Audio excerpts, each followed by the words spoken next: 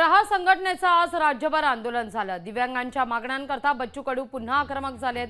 अजित पवार यांनी विधानसभेत दिलेला शब्द पाळला नाही असा त्यांचा आरोप आहे।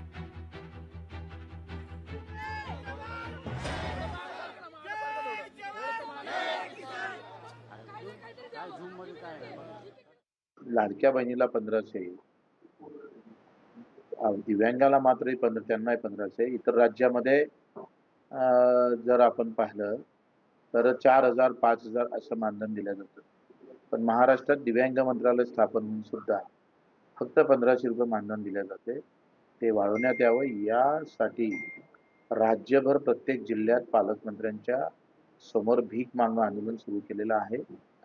मला वाटतं सरकारनं लगेच या संदर्भात भूमिका घ्यावी। मूकबधीर असेल, अंध बांधव असेल, अस्थिव्यंग असेल आणि अतितीव्र मतिमंद असेल, या संदर्भात तातडीनं बैठक घ्यावी, नाहीतर यानंतर अधिक मोठं आंदोलन आम्ही भविष्यकाळात करणार आहोत।